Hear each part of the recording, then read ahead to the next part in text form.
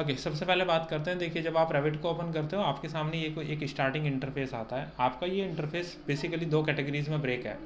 ऊपर आपको नज़र आता है मॉडल, नीचे आता है फैमिलीज़। मॉडल ऐसे हैं जैसे आपने ऑटोकैड पर अपने ड्राइंग फाइल्स प्रोजेक्ट बनाते हो ना, फ्लोर प्लान, सीलिंग प्लान्स या कोई भी आप काम करते हो, ये आपका सेम मॉडल्स होता है।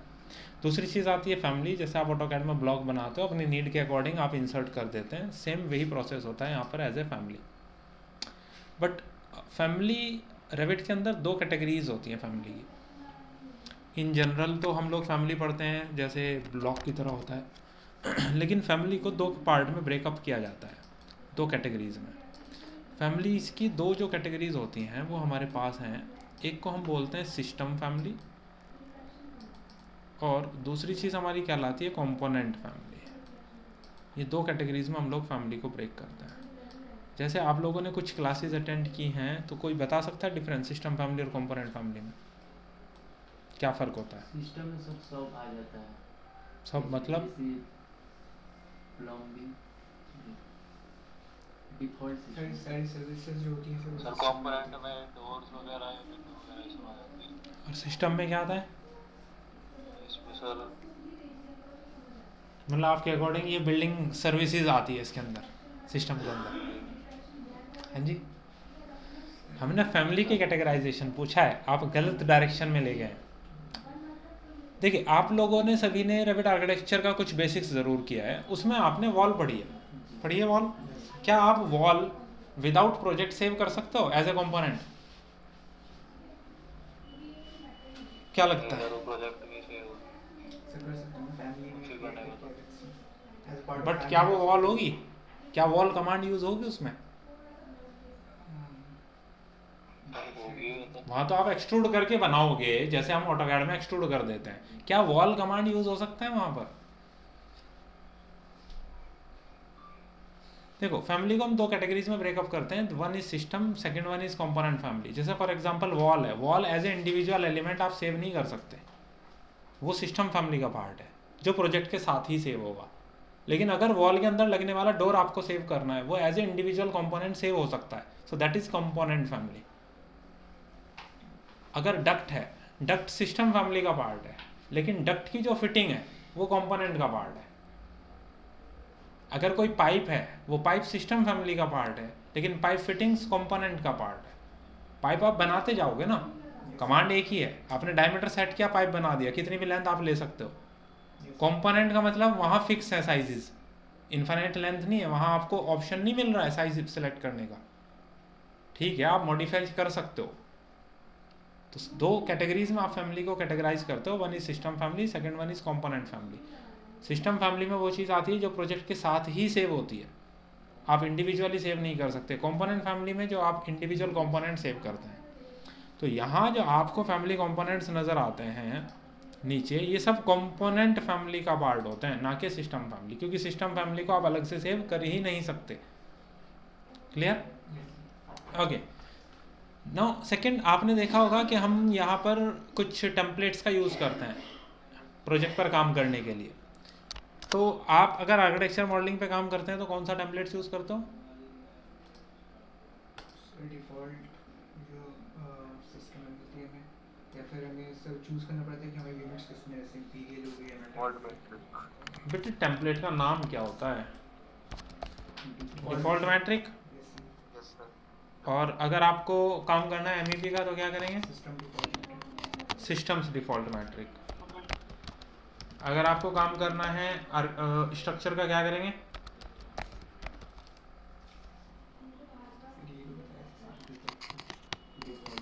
नहीं, आर्किटेक्चर के लिए तो वो आ गया ना बेटा डिफ़ॉल्ट मैट्रिक, और MEP के लिए आ गया सिस्टम्स डिफ़ॉल्ट मैट्रिक। तो अगर आपको स्ट्रक्चर का काम करना है तो क्या करेंगे? Structural analysis default metric. ठीक है, ये तीनों क्या है हमारे पास? मैट्रिक टेम्पलेट्स हैं। अगर हम इन तीनों में से केवल मैट्रिक वर्ड हटा दें तो ये हमारे कौन से टेम्पलेट बन जाएंगे? इंपीरियल के टेम्पलेट। बेटे नोटबुक लाए हैं जी? ये हमारे पास है मैट्रिक टेम्पलेट, और ये हमारे पास इंपीरियल टेम्पलेट। ये अपने पास हो गए हैं इम्पीरियल टेम्पलेट। ये दो कैटेगरीज अपने पास होती हैं, ठीक है। ये है वो आज नंबर भेज देना आप।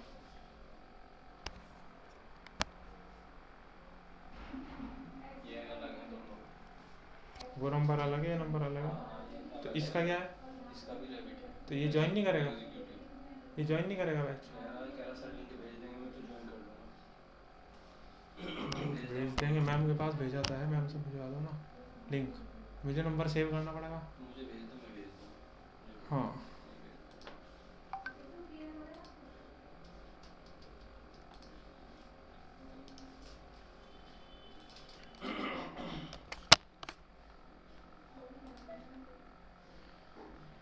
ठीक है। ये दो हमारे पास कैटेगरीज हो जाती हैं, इम्पीरियल के लिए और मैट्रिक के लिए हमने बात की। अच्छा, जो पहले वाला टेम्पलेट है उसके लिए हमने क्या बोला, क्या यूज़ करेंगे? ये किसके लिए है? आर्किटेक्चर मॉडल बनाने के लिए। ये किसके लिए है? MEP के लिए। और ये तीसरा किसके लिए है? स्ट्रक्चर के लिए। ये तीन कैटेगरीज तो हमें क्लियर हो गई। सिमिलरली नीचे आ गया, बस फ़र्क ये है यूनिट कौन सा हम यूज़ कर रहे हैं। ओके, ये तो बात हो गई यूनिट के अकॉर्डिंग कैटेगराइजेशन आपने देख लिया। अब आप मुझे छोटा सा ये बताइए, जब आप ऑटोकैड पे काम करते हैं, ऑटोकैड फाइल सेव करते हैं, उसका फाइल फॉर्मेट क्या होता है? .dwg। और ऑटोकैड के टेम्पलेट को जब आप चूज़ करते हैं उसका एक्सटेंशन क्या होता है? .dwt। इसी तरह जब हम रेविट में टेम्पलेट को चूज़ करेंगे हमारे उसका एक्सटेंशन क्या होता है? .rte। और रेविट की फाइल को जब हम सेव करते हैं प्रोजेक्ट को .rvt। इसी तरह फैमिली के लिए, फैमिली बनाने के लिए कोई टेम्पलेट चाहिए? RFT। और फैमिली को सेव करेंगे, फैमिली को जब हम सेव करते हैं सर फैमिली बनाने के लिए कौन सा टेम्पलेट होता है? क्योंकि वो तो बहुत सारे टेम्पलेट है, डिपेंड करता है हमें क्या बनाना है, उसके अकॉर्डिंग हम लोग चूज़ करते हैं।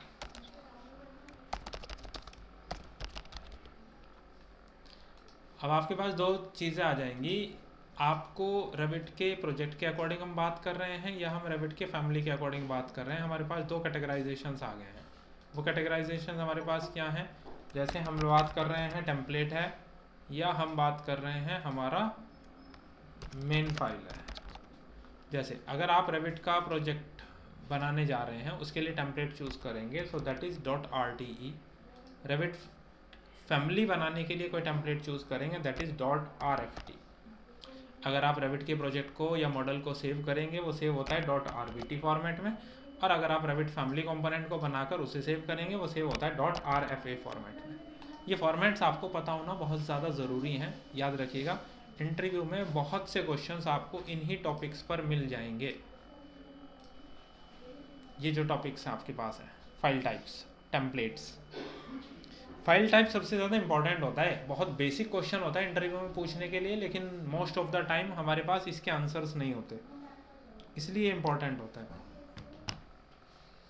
आपको फाइल टाइप जानना ज़रूरी होता है। इतना कुछ नोट डाउन हो गया जिसने भी करना है? जी, जो भी लोग ऑनलाइन हैं आपसे एक रिक्वेस्ट है, अपने नोट्स ज़रूर बना के चलिएगा, क्योंकि आगे पीछे की चीज़ें अगर मिक्स नहीं करनी है, स्टार्टिंग से नोट्स बनाएंगे आपके लिए बहुत बेनिफिशियल रहेगा। अगर सोचेंगे कि सर स्क्रीनशॉट ले लेंगे या वीडियो से देख लेंगे, तो देखो प्रैक्टिस के टाइम पर आपको बहुत प्रॉब्लम्स आएंगी। ठीक है इतना? ओके, रेविट की स्क्रीन पर वापस आते हैं। अब देखो ये जो स्टार्टिंग विंडो है ना, ये लेटेस्ट वर्जन्स की अलग है। आपके सामने प्रॉब्लम्स एक और आ सकती है। लेट्स से आपने ये कंप्लीट किया और आप किसी इंडस्ट्री में जाते हैं इंटरव्यू के लिए।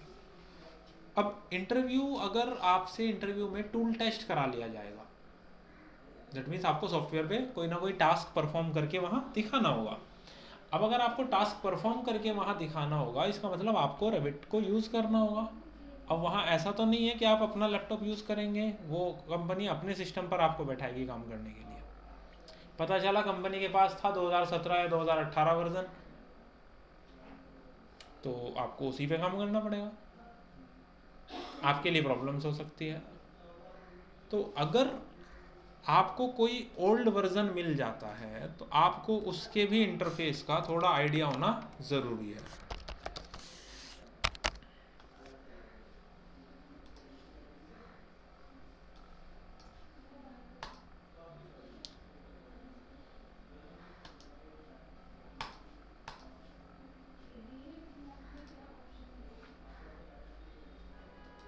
देखो ये स्क्रीन दिख रही है आपको।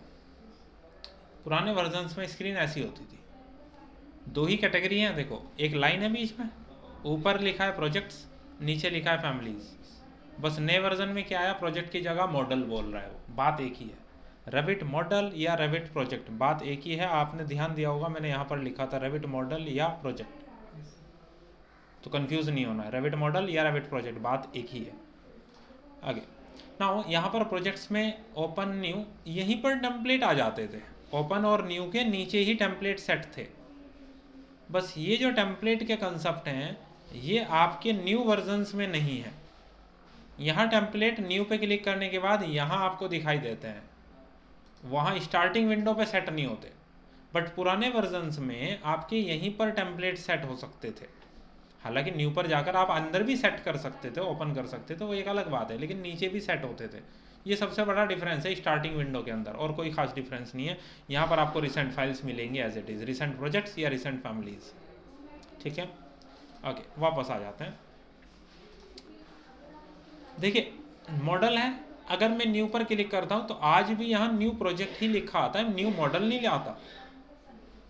यहाँ पर टेम्पलेट फाइल्स के कुछ ऑप्शंस आ रहे हैं जो टेम्पलेट आपको चूज़ करना है, जैसे डिफ़ॉल्ट मैट्रिक या डिफ़ॉल्ट, दोनों आर्किटेक्चर टेम्पलेट है। सिस्टम्स डिफ़ॉल्ट मैट्रिक आ रहा है या स्ट्रक्चर टेम्पलेट करके मैंने नाम रख रखा है। बट अगर आप के पास जाएंगे, जब आप फर्स्ट टाइम यहाँ देखेंगे तो आपको टेम्पलेट फाइल में यहाँ कुछ डिफ़ॉल्ट ऑप्शंस नज़र आएंगे, जैसे आर्किटेक्चरल टेम्पलेट, कंस्ट्रक्शन टेम्पलेट, इस तरह करके कुछ ऑप्शंस आपको यहाँ दिखाई देते हैं। आपको कोई स्पेसिफिक टेम्पलेट चाहिए तो आपको क्या करना होता है, ब्राउज करना होता है। आप ब्राउज करके वहाँ जाते हैं। जैसे आप ब्राउज करते हैं आपको एक फ़ोल्डर नज़र आता है इंग्लिश, या एक स्टेप पीछे चले जाएँ तो दूसरा फोल्डर होता है इंग्लिश इंपीरियल।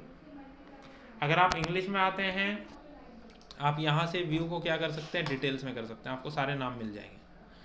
इंग्लिश में आते हैं तो ये सारे मैट्रिक टेम्पलेट्स हैं। अगर इंग्लिश इंपीरियल के फोल्डर में जाते हैं तो यहाँ पर सारे आपके इंपीरियल टेम्पलेट्स होते हैं। पुराने वर्जन्स में फोल्डर के नाम भी ये नहीं मिलेंगे आपको, जैसे यहाँ आ रहा है ना इंग्लिश या इंग्लिश इंपीरियल। पुराने वर्जन्स में होता था यूएस मैट्रिक, यूएस इंपीरियल, दोनों पे इंग्लिश की जगह होता था यूएस मैट्रिक, इंग्लिश इंपीरियल की जगह होता था यूएस इंपीरियल, बात एक ही है। अगर कहीं पर भी आपको किसी फोल्डर का नाम नज़र आता है, कहीं पर लिखा हो इंग्लिश, तो इसका मतलब होगा पुराने वर्जन्स में लिखा होगा यूएस मैट्रिक, बात एक ही है। अगर लेटेस्ट वर्जन्स में लिखा होता है हमारे पास कहीं पर फोल्डर का नाम इंग्लिश इंपीरियल, तो वही सेम नाम पुराने वर्जन्स में लिखा होता था यूएस इंपीरियल के नाम से। तो फोल्डर्स में आपको कन्फ्यूज़न नहीं होना चाहिए। जैसे मैंने बोला कि जब आप किसी पुराने वर्जन के सिस्टम पर बैठें तो आप फोल्डर में, नाम में, इनमें कंफ्यूज ना हो। आपको क्रिस्टल क्लियर होनी चाहिए ये चीज़ें, कहाँ पे क्या चीज़ मिलेगी। अच्छा, कई बार ये सा भी हो सकता है इनकी लोकेशन ही मिस हो जाए। लोकेशन से मेरा मतलब क्या है, जैसे आप यहाँ आते हो, ब्राउज पर क्लिक करते हो, ये डायरेक्टली लोकेशन पे खुल जाता है, बट लोकेशन पे सेट ना हो तो आप क्या करोगे। तो आपके पास, आपको लोकेशन के बारे में पता होना चाहिए। हमारे पास डिफ़ॉल्ट जो रेविट की लाइब्रेरी होती है, उस लाइब्रेरी की एक स्पेसिफिक लोकेशन होती है। आप सी ड्राइव में जाएंगे, सी ड्राइव में आपके पास एक फ़ोल्डर होता है जिसका नाम होता है प्रोग्राम डेटा। और यहाँ पे ट्विस्ट थोड़ा सा ये होता है कि प्रोग्राम डेटा का फोल्डर बाय डिफ़ॉल्ट विंडो में हाइड रहता है। जैसे आप डायरेक्टली जाओगे ना अपनी सी ड्राइव के अंदर, तो आपको क्या होगा, आपको ये फोल्डर, यहाँ पर कोई प्रोग्राम डेटा का फोल्डर दिखता ही नहीं है। तो आपके पास विंडोज़ 10 या विंडोज़ 11 ही होगी, अब तो विंडोज़ उससे पुराना टाइम चला गया है। आप क्या करेंगे, ऊपर व्यू टैब पर जाएंगे, व्यू टैब में यहाँ से हिडन आइटम्स को इनेबल कर देंगे, तो आपको एक फोल्डर नज़र आएगा that is called programme data. ये प्रोग्राम डाटा आपको याद रखना है, तभी आएगा जब आप हिडन फोल्डर्स को शो करेंगे, अदरवाइज़ ये नहीं मिलेगा। प्रोग्राम डाटा के अंदर आपको एक फोल्डर मिलेगा जिसका नाम अपना ऑटोडेस्क प्रोडक्ट। ऑटोडेस्क के अंदर आपको फोल्डर का नाम मिलेगा RBT20 और आपका वर्जन, जैसे आपके पास अगर 2023 है तो 2023 लिखा होगा। इसके अंदर होती हैं हमारे पास लाइब्रेरीज़। लाइब्रेरीज़ का मतलब जिसके अंदर हमारे पास फैमिली कंपोनेंट्स होते हैं, प्रोजेक्ट के टेम्पलेट्स होते हैं, फैमिली के टेम्पलेट्स होते हैं, वो सब हमें इस फोल्डर के अंदर मिलेंगे। तो सॉफ्टवेयर इंस्टॉलेशन के बाद आप इस लोकेशन पर अगर जाते हैं, जैसे प्रोग्राम डाटा में ऑटोडेस्क के अंदर RBT और आपका वर्जन, जैसे आप देखो RBT 2020 होगा तो ऐसे नज़र आएगा, 2023 होगा तो ऐसे नज़र आएगा, या कोई भी वर्जन होगा। आप उस पर जाएंगे तो उसके अंदर आपको मिलेंगे, जैसे फैमिली के टेम्पलेट्स यहाँ हैं। टेम्पलेट्स का मतलब प्रोजेक्ट टेम्पलेट्स। आप अगर यहाँ जाते हैं तो आपको फोल्डर नज़र आ रहा है मैट्रिक का और इम्पीरियल का। मैं एक स्टेप पीछे आ जाता हूँ, फैमिली टेम्पलेट्स, ये फैमिली के टेम्पलेट्स हैं फैमिली बनाने के लिए। आप लाइब्रेरीज़ में जाएं, यहाँ पर कंपोनेंट्स लाइब्रेरी है, जैसे US के लिए, UK के लिए, या इम्पीरियल में जाएं, ये सारी फैमिली डाटा है। तो ये लाइब्रेरीज़ फोल्डर, देखो आपके सिस्टम के अंदर लाइब्रेरी है या नहीं, फोल्डर तो हमेशा बने हुए मिल जाएंगे, लेकिन कई बार ऐसा होता है फोल्डर बन जाएंगे, फोल्डर के अंदर डाटा नहीं होता। तो अगर डाटा नहीं है तो उस केस में आपको क्या करना पड़ेगा, रेविट की लाइब्रेरी लोड करनी पड़ेगी आप अपने सिस्टम के अंदर, एक ही बार करना पड़ता है, वन टाइम केवल। अब वो डिपेंड करेगा कि आपके पास कौन सा वर्जन है, क्योंकि हर एक वर्जन के अकॉर्डिंग ही लाइब्रेरी इंस्टॉल होती है।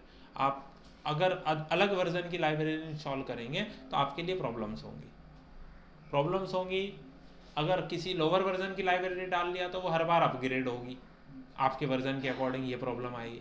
और हायर की डाल लिया तो वो ऑन ही नहीं होगा उसके अंदर, इसलिए आपके लिए प्रॉब्लम है। तो सेम वर्जन का ही होना ज़रूरी है। बट ओल्डर वर्जन के सपोर्ट ऑटोडेस्क अब प्रोवाइड करता नहीं है। तो अगर आपके पास फॉर एन एग्जांपल 2022 वर्जन 2022 आपने इंस्टॉल किया और आपके पास लाइब्रेरी नहीं है, तो आप सिंपली जाएंगे, अपना वर्जन डालेंगे, आगे लिख देंगे कंटेंट। आप जैसे ही सर्च करेंगे, सर्च करते ही आपको ऑटोडेस्क का मेन पेज मिलेगा आपके वर्जन के अकॉर्डिंग। अगर आपके पास 2024 वर्जन है तो आप वही लिखेंगे, तो उसी के अकॉर्डिंग आपको पेज मिलेगा जो भी वर्जन है। आप उस पर क्लिक करेंगे, कंटेंट का पेज ओपन हो जाएगा। कंटेंट का पेज जब ओपन हो जाएगा, आप उसमें नीचे की तरफ आएंगे तो यहाँ पर लैंग्वेज के अकॉर्डिंग लाइब्रेरीज होती हैं। आप सीधे जाइए अल्फ़ाबेटिकल ऑर्डर में US पर, यहाँ आ जाइएगा। ये US की लाइब्रेरी है, इम्पीरियल और मैट्रिक दोनों, यानी कि ये 1.9 GB का और रेविट 2024 का कंटेंट है। ये लाइब्रेरी आप डाउनलोड कर लेंगे तो आपके पास लाइब्रेरी इम्पीरियल और मैट्रिक दोनों आ जाएंगी। ठीक है। अगर UK की लाइब्रेरी भी चाहिए तो साथ में आप कर सकते हो, क्योंकि दोनों इंग्लिश को ही सपोर्ट करते हैं, US एंड UK। थोड़ा ज़्यादा डाटा आपके पास हो जाएगा, डिफरेंट टाइप ऑफ कंपोनेंट्स आपको नज़र आ जाएंगे। जैसे आपने अगर आर्किटेक्चर में कभी कोई फर्नीचर, डोर वगैरह प्लेस किए हैं तो आपको वहाँ ज़्यादा ऑप्शंस मिल जाएंगे। US के अलावा UK में भी कुछ डाटा आप यूज़ कर सकते हैं। तो ये डाउनलोड करोगे, EXE फाइल है, डबल क्लिक करके सिंपली इंस्टॉल हो जाएगी। अपने सिस्टम को रीस्टार्ट करो, लाइब्रेरी रेडी, कोई ढूंढने की ज़रूरत नहीं है कहीं पर भी। Default library direct Autodesk provide कर देगा आपको। ठीक है इतना? ओके, अब सारी अवेलेबिलिटी हो गई है। अब हम प्रोजेक्ट पर काम करना स्टार्ट करेंगे। प्रोजेक्ट पर काम स्टार्ट करने से पहले, अब जैसे हमारे पास मल्टीपल ऑप्शंस हैं, हमें रेविट आर्किटेक्चर पे काम करना है या स्ट्रक्चर पे काम करना है या MEP पे काम करना है, हम उसके अकॉर्डिंग न्यू पर जाएंगे। न्यू पर क्लिक करने के बाद यहाँ से टेम्पलेट चूज़ करेंगे। अब यहाँ पर देखो, जैसे डिफ़ॉल्ट मैट्रिक और डिफ़ॉल्ट, यानी कि आर्किटेक्चर के लिए दोनों ऑप्शन आ रहे हैं, मैट्रिक का भी और इम्पीरियल का भी। बाकी के लिए दोनों ऑप्शंस नहीं हैं, हमें ऐड करने हैं। या तो सर्च करूँ, मैं बार बार ब्राउज पर जाऊँगा, या मैं यहीं पर ड्रॉप डाउन में टेम्पलेट्स को ऐड कर लूँ। टेम्पलेट्स ऐड करने का तरीका ये होता है, आप ऊपर होम टैब पर जाएंगे, जैसे ऊपर होम पर आ रहा है, आप क्लिक करिए, स्टार्टिंग विंडो डिसेबल हो जाएगा। आप वापस जाएंगे फाइल में आपके पास आता है ऑप्शंस। आप ऑप्शंस पर क्लिक करेंगे, क्लिक करने के बाद फाइल लोकेशंस होती हैं। जो टेम्पलेट्स आपने यहाँ ऐड किए हैं वो टेम्पलेट आपको ड्रॉप डाउन में नज़र आते हैं। तो अगर आपको कोई भी टेम्पलेट वहाँ ऐड करना है तो आप यहाँ ऐड कर दीजिए, वो वहाँ दिखाई दे जाएगा। ऐड करने का तरीका या सब्ट्रैक्ट करने का तरीका, जैसे एडिड है, सेलेक्ट करिए, रिमूव हो जाएगा। ऐड करना है तो आप यहाँ से क्लिक करके ऐड कर सकते हैं। आप देख सकते हैं पहले आपके पास सिस्टम्स डिफ़ॉल्ट मैट्रिक है, लेट से सिस्टम्स डिफ़ॉल्ट ऐड करना है, आप ऐड पर क्लिक करिए। सिस्टम डिफ़ॉल्ट्स का मतलब इम्पीरियल, तो इम्पीरियल में जाएंगे, यहाँ से हम चेक करेंगे डिटेल्स में जाकर systems default template. Systems default template मेरा यहाँ लोड हो जाएगा। अब स्ट्रक्चर से रिलेटेड भी मुझे ऐड करना है, मैंने बोला स्ट्रक्चरल एनालिसिस डिफ़ॉल्ट और स्ट्रक्चरल एनालिसिस डिफ़ॉल्ट मैट्रिक, ये मैं दोनों ऐड करना चाहता हूँ। मैंने वो दोनों यहाँ ऐड कर दिए, तो मेरे दोनों आर्किटेक्चर, दोनों MEP, दोनों स्ट्रक्चर ऐड हो गए सब। जो टॉप पर होगा वो डिफ़ॉल्ट सेलेक्टेड रहेगा। जैसे अगर मैं डिफ़ॉल्ट को सेलेक्ट करके इसकी हिरार्की ऑर्डर इसे चाहता हूँ फर्स्ट पोजीशन पर, तो आप इन एरोज से अप या डाउन कर सकते हैं। मैंने डिफ़ॉल्ट को टॉप पर कर दिया, तो इसका मतलब ये होगा मैं वापस अगर होम टैब पर आता हूँ, न्यू पे क्लिक करता हूँ, जो पहला ऑप्शन है वो प्री सेलेक्टेड टेम्पलेट आएगा। तो आप क्या कर सकते हैं, लेट से हमें MEP में काम करना है तो हम MEP टेम्पलेट को ही टॉप पोजीशन पे फिक्स कर दें, तो क्या होगा, आपको ड्रॉप डाउन में जाके भी सेलेक्ट नहीं करना पड़ेगा, वो प्री सेलेक्टेड ही आएगा बाय डिफ़ॉल्ट, सबसे फर्स्ट पोजीशन का जो टेम्पलेट होगा। अब आपने क्या करना है, यहाँ से अपना टेम्पलेट को चूज़ करना है। टेम्पलेट को चूज़ करने के बाद आप क्या करेंगे, क्या नया बनाना है आपको, एक नया प्रोजेक्ट बनाना है। आप ओके पर क्लिक करेंगे, आपका जो कंप्लीट रेविट का इंटरफेस है वो ओपन हो जाएगा। ये जो इंटरफेस है ये version two version project browser इसका वैरी करता है। जैसे आपने इससे पहले थोड़ा बहुत जितना भी बेसिक्स समझा है रेविट आर्किटेक्चर को किया है, एक दो क्लास जितनी भी आपने लिए, उसके अकॉर्डिंग आपने देखा आपके प्रोजेक्ट ब्राउज़र में आपको फ्लोर प्लान, सीलिंग प्लान्स दिखाई देते हैं। कोई डिसिप्लिन कैटेगराइजेशन नहीं होता। यहाँ आप MEP का जब टेम्पलेट ओपन करते हैं, आप देखेंगे यहाँ पर आपको इलेक्ट्रिकल, मैकेनिकल और प्लम्बिंग, 3 डिसिप्लिन यहाँ नज़र आ रहे हैं। एक डिसिप्लिन के अंदर मल्टीपल सब डिसिप्लिन भी हो सकते हैं। जैसे इलेक्ट्रिकल के अंदर 2 सब डिसिप्लिन है, one is lighting, second one is power. Same इसी तरह मैकेनिकल के अंदर आ रहा है HVAC, और प्लम्बिंग के अंदर केवल प्लम्बिंग के ही नाम से है। अब हम चौथा ही बात करें, यहाँ पर हम फायर फाइटिंग भी ऐड करना चाहते हैं। फायर फाइटिंग बेसिकली मैकेनिकल का ही एक सब डिसिप्लिन होता है, तो वो भी हमें यहाँ ऐड करना है, या उसके corresponding floor plan, ceiling plans, elevations वो सब बनाने हैं। वो सब हम कैसे ऐड करेंगे, देखो अभी तक आपने जो रेविट आर्किटेक्चर का बेसिक्स किया है वो बहुत बेसिक्स चीज़ है।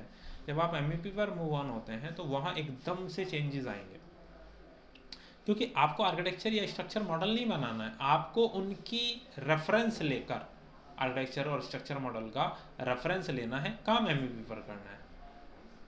तो आपको क्या करना पड़ेगा, उसके लिए अपना फाइल लिंक करना पड़ेगा अपने सिस्टम्स के टेम्पलेट के अंदर। जैसे अभी आपने टेम्पलेट चूज़ किया ना, सिस्टम्स डिफ़ॉल्ट मैट्रिक, यानी कि आपने systems default metric template choose किया, आप क्योंकि मैट्रिक में काम करना है। अब यूनिट चेक करने के लिए जब आप UN प्रेस करते हो तो आपने यहाँ से लेंथ, एरिया या वॉल्यूम का यूनिट चेक किया होगा। ये यूनिट्स हमारी कॉमन यूनिट्स होती हैं जो हर एक डिसिप्लिन के लिए यूज़ होती हैं। लेकिन सपोज करें आपको MEP पर काम करना है, इसका मतलब आपको यूनिट चाहिए, जैसे एयर फ्लो किस में मेज़र हो रहा है, भाई क्यूबिक फीट पर मिनट में भी हो सकता है या लीटर पर सेकंड में भी हो सकता है, हमारी क्या रिक्वायरमेंट है। तो आप देखिए सबसे ऊपर प्रोजेक्ट यूनिट्स में डिसिप्लिन होता है, डिसिप्लिन में अभी कॉमन है, तो ये कॉमन यूनिट्स को दिखा रहा है। आप डिसिप्लिन को यहाँ से स्विच कर सकते हैं। आप यहाँ से स्विच करेंगे लेट से HVAC पर, HVAC में सबसे पहला यूनिट किसके लिए दे रहा है, एयर फ्लो।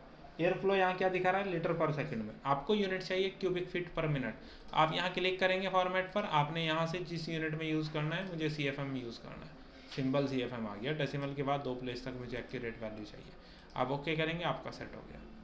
या आप इसी तरह इलेक्ट्रिकल पर जाएँ, इलेक्ट्रिकल में लेट से मुझे इल्यूमिनेंस मेज़र करना है, इल्यूमिनेंस आ रहा है लक्स के अंदर, मुझे मेज़र करना है फुट कैंडल्स में, तो आप फुट कैंडल्स में मेज़र कर सकते हो।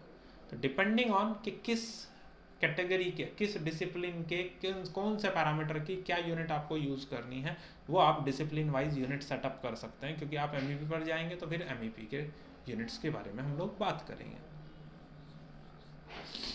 उसके अलावा स्टार्टिंग में आपने देखा कि प्रोजेक्ट ब्राउज़र जो होता है आपका, वो बाय डिफ़ॉल्ट पहले यहाँ पर सेट होता है, हाफ हाफ स्क्रीन आपकी डिवाइडेड होती है, आप उसको कैटेगराइज करके एक जगह सेट करते हो।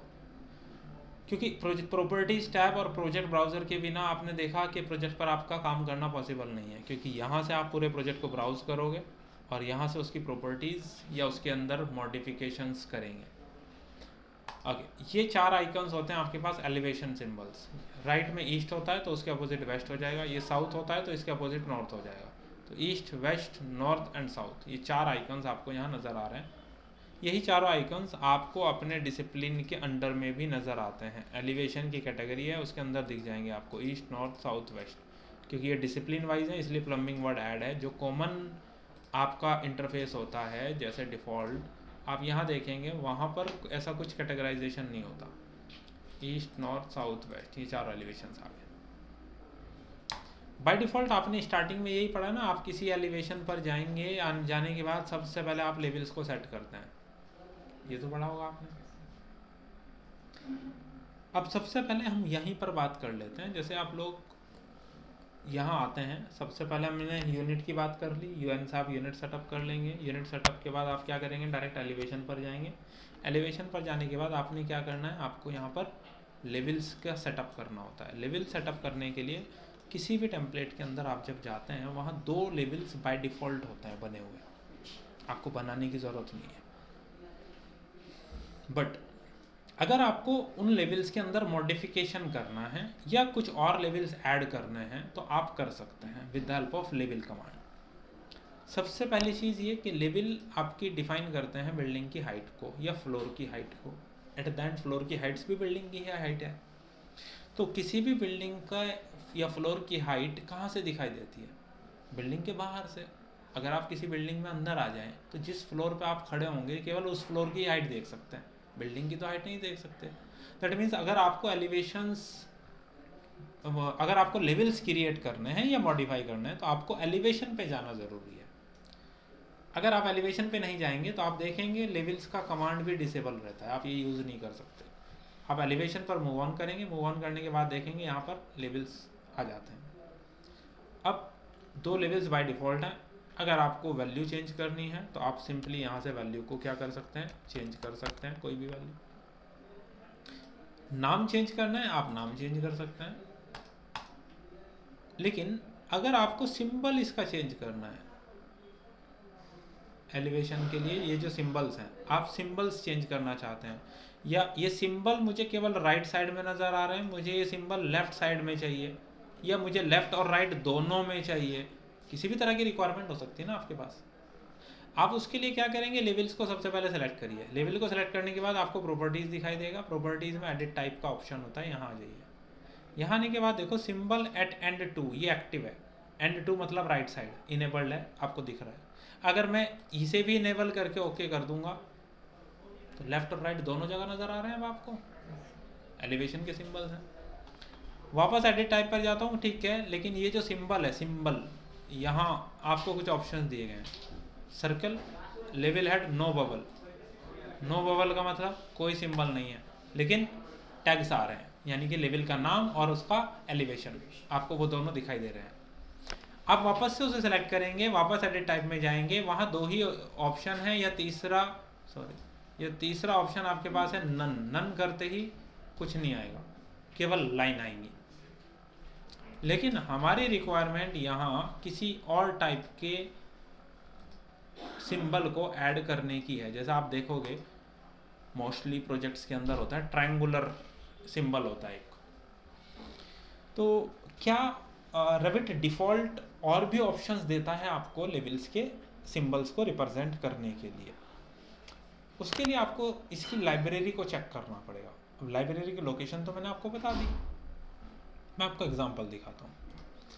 हम वापस जा रहे हैं अपने सी ड्राइव के अंदर। सी ड्राइव के अंदर हमारे पास क्या है, प्रोग्राम डेटा, ऑटोडेस्क। ऑटोडेस्क के अंदर आपके पास RBT और आपका वर्जन। उसके अंदर आप जाएंगे लाइब्रेरीज़। लाइब्रेरीज़ में अभी हम इम्पीरियल वाला प्रोजेक्ट खोला हुआ है तो इम्पीरियल में जाएंगे। इम्पीरियल में एनोटेशन पर जाएंगे। एनोटेशंस पर लेवल हेड चेक करेंगे, 1 2, ये तो दोनों ऑप्शन वहाँ हैं। स्क्वायर, टारगेट, ट्रायंगल, 3 और ऑप्शंस हैं जो वहाँ नहीं दिखाई दे रहे, लेकिन डिफ़ॉल्ट हमारे पास अवेलेबल हैं। अच्छा, अब सोचो अगर ये सारी चीज़ें एक साथ उस टेम्पलेट में लोड कर दी जाएं तो सिस्टम फाइल बहुत हैवी हो जाएगा टेम्पलेट, इसलिए वो डिफ़ॉल्ट कुछ बेसिक चीज़ें ही लोड करता है। उसके बाद की अगर कुछ और चीज़ें आपको एडिशनल में चाहिए तो आपको क्या करना होता है, लोड करना होता है फैमिली में जाकर। जैसे फॉर एग्जांपल आप रेविट पर वापस जाते हैं, रेविट पर वापस जाने के बाद आप ऊपर देखते हैं इंसर्ट टैब, इंसर्ट में आपके पास होता है लोड फैमिली। अभी तक आपने देखा होगा ना, डोर में जाके आप लोड फैमिली पे क्लिक करते हो, अब हम कर रहे हैं इंसर्ट में जाके लोड फैमिली। इससे फ़ायदा क्या है, अगर मुझे ये नहीं पता कि जो कंपोनेंट मैं लोड कर रहा हूँ वो कौन सी फैमिली का पार्ट है तो मैं उसे लोड नहीं कर सकता, क्योंकि डोर सेलेक्ट करके अगर लोड फैमिली पर जाओगे तो आप विंडो लोड नहीं कर सकते, डोर में रहते हुए डोर ही लोड हो सकता है बस। लेकिन अगर मैं इंसर्ट में जाके लोड फैमिली यूज़ करता हूँ, वहाँ पर रहकर मैं कोई भी कंपोनेंट लोड कर सकता हूँ, वो जिस कैटेगरी से भी बिलोंग करता है ऑटोमेटिकली लोड हो जाएगा वहीं पर। जैसे फॉर एग्जांपल मैं इंसर्ट में जा रहा हूँ, इंसर्ट में लोड फैमिली, हम लोग जा रहे हैं अपने यूएस, ये हमारा है इंग्लिश इंपीरियल एनोटेशंस, और यहाँ पर level head square, level head target, level head triangular, ये 3 ऑप्शंस हैं मेरे पास जो वहाँ नहीं है। मैंने तीनों को सिलेक्ट किया, ओपन किया, वो तीनों क्या होंगे, कुछ सेकंड्स में लोड हो जाएंगे। जब लोड हो गए उसके बाद आप वापस जाइए, सेलेक्ट करिए, सेलेक्ट करने के बाद वापस से एडिट टाइप में जाइए, एडिट टाइप में जाने के बाद आपको यहाँ पर ऑप्शंस मिल जाएंगे। सिंबल, यहाँ जाइए, ऑप्शंस ऐड हो गए। जैसे स्क्वायर आपने सेलेक्ट किया, अप्लाई करके चेक कर लीजिए, स्क्वायर ऑप्शंस आ गया। आप वहाँ वापस जाइए, टारगेट सेलेक्ट करिए, अप्लाई कर दीजिए। आप वापस जाइए, ट्रायंगुलर सेलेक्ट करिए, अप्लाई कर दीजिए, आपके पास ऑप्शंस आ गए। इस तरीके से आप क्या कर सकते हैं, उनको एडअप कर सकते हैं। ठीक है, ये ऐड हो गए। मेरी तीसरी रिक्वायरमेंट एक और हो सकती है कि सर मैं चाहता हूँ जो टेक्स्ट लिखे हुए हैं ये अपोजिट साइड दिखाए, सिंबल के इस साइड आ रहा है, बट जहाँ तक मैंने चेक किया इसके अलावा तो कोई और लाइब्रेरी में डाटा नहीं है मेरे पास। तो अगर मुझे कोई कस्टमाइजेशन करना है जो एग्जिस्टिंग लाइब्रेरी अवेलेबल है उसके अंदर, तो इसका मतलब ये होगा आपको उसकी फैमिली को एडिट करना पड़ेगा, और फैमिली एडिट करने के लिए फैमिली को ओपन करना ज़रूरी है। तो हम वापस जाते हैं, फाइल ओपन, क्या ओपन करना है, फैमिली, जाइए वापस आते हैं, इंग्लिश इंपीरियल पर जाते हैं, एनोटेशंस पर जाते हैं, हमें क्या करना था, लेवल हेड कौन सा, ट्रायंगुलर वाला, ये रहा, मैं इसे ओपन कर रहा हूँ, ओपन हो गया। ये कह रहा है ये ओपन हो रखी है, हमने बोला कोई बात नहीं ओपन कर दो आप, ये आ गया। मैंने इस नेम को सेलेक्ट किया, ठीक है, इसका अलाइनमेंट लेफ्ट साइड कर दिया वापस, इसको सेलेक्ट किया, इसका अलाइनमेंट भी लेफ्ट, जैसे टेक्स्ट होता है ना, टेक्स्ट में अलाइनमेंट आप करते हो, फर्स्ट सेकंड दोनों को सेलेक्ट किया, सेलेक्ट करके दोनों को मैंने इसको अपोजिट साइड मूव कर दिया, मूव हो गए दोनों अपोजिट साइड, दोनों अपोजिट साइड मूव हो गए हैं। आप वापस जाएंगे, अगर फ्यूचर के लिए इसको सेव करना चाहते हैं, सेव एज फैमिली, कहाँ सेव करना है, एनोटेशंस में ही, ट्रायंगुलर में ही, ट्रायंगुलर, इसका नाम तो चेंज करना पड़ेगा ना, 2 लगा दिया मैंने आगे, ट्रायंगल _2, ऑप्शन में जाके 1 कर दिया ताकि बैकअप ना बने ज़्यादा। सेव कर दीजिए इसको, ट्रायंगुलर 2 के नाम से सेव हो गया। अब आप load into project and close click कर दीजिए, कौन से प्रोजेक्ट में लोड करना है, मैंने बाद में खोला, प्रोजेक्ट 5 होगा, ओके कर दीजिए, प्रोजेक्ट 5 में लोड हुआ और वो क्लोज हो गया। मैं वापस जाता हूँ, यहाँ आके सेलेक्ट करता हूँ, आप एडिट टाइप में जाएंगे, एडिट टाइप में जाने के बाद यहाँ पर आपके पास ऑप्शन आ रहा है, ट्रायंगल 2 का ऑप्शन आ गया, आप अप्लाई करिए, ओके करिए, चेंजेस हो गए आपके पास, ठीक है। हेलो।